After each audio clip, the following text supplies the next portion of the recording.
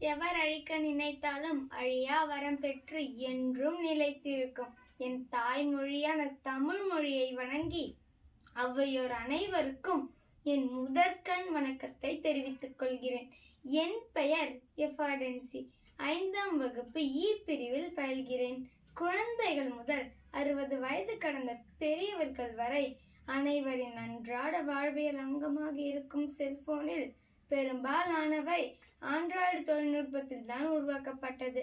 நான் இங்கு ஆண்ட்ராய்டு அரக்கன் என்ற தலைப்பில் பேச வந்துள்ளேன். தொடுதிரை தொலைபேசியை இயக்குகின்ற இயக்கத்தளமான ஆண்ட்ராய்டு கூகுள் நிறுவனத்தால் உருவாக்கப்பட்டது.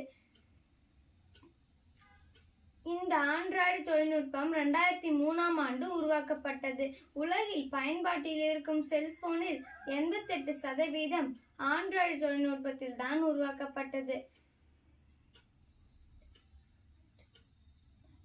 விஞ்ஞானம் வளர வளர ஏனோ விரக்தியும் அதிகமாச்சு. வம்பலந்தான் முக்கியெல்லாம் இப்போ வாட்ஸ்அப்புள்ளே முடங்கி போச்சு. கூடி பேசி குழவியது இப்போ குரலை கூட மறந்து போச்சு. பாழா போன கைபேசியால் இன்று பல உறவு மறந்தே போச்சு. பக்கத்தில் இருப்போனே ஏனோ பார்க்க கூட தோணல. 10 நிமிஷம் கைபேசியை மறந்து பயணிக்க முடியல. முகநூலில் கணக்கு வச்சு நாம முற்றிலுமா முடங்கி போனோம். சுகதுக்கம் அனைத்தையும் அதன் சுவரில் எழுதியே உறங்கி போனோம். செல்ஃபியை காணும் போது எனக்கு ஒண்ணு புரியுது. உலகமே அனாதையாய் இன்று உலவுதுன்னு தெரியுது. மக்கள் எல்லாம் மாக்களாய் ஆனார்கள். எதனாலே? ஒன்று கைபேசி, மற்றொன்று விலைவாசி. கைபேசியினிடம் பேசிய கதை பற்றி கூறுகிறேன், கேளுங்கள். எல்லா திசைகளும் என்னுள்ளடக்கம், எல்லோருக்கும் என் மீதே மயக்கம். வடிவத்தில் சிறியவன் நான், வாம்பன் அவதாரம் நான். அடி எடுத்து நான் நடந்தால் அண்டமெல்லாம் சிறிதாகும்.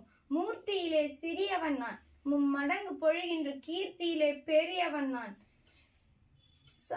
சாதி மத பேதமின்றி சமத்துவமாய் எல்லோரின் காதோரம் பேசுகின்றேன். கைக்குள்ளே வாழுகின்றேன். தானாக பேசி சிரித்தபடி போனாலே போகுது பார் பைத்தியம் என்பர் அந்நாளில். வீதியிலும் வாகன நெரிசலிலும் பாதி பேர் சிரித்தபடி பைத்தியம் போல் உலவுகின்றனர் இந்நாளில்.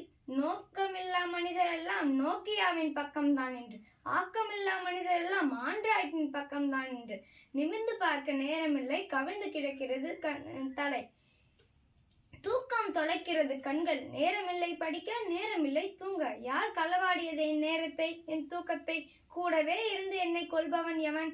அவன்தான் ஆண்ட்ராய்டு அரக்கன். பப்ஜி, ரம்மி போன்ற செல்போன் விளையாட்டுகளால் பல உயிரிழப்புகள் ஏற்படுத்துகின்ற இந்த ஆண்ட்ராய்டு அரக்கனை விட்டு விலகி நடப்போம்.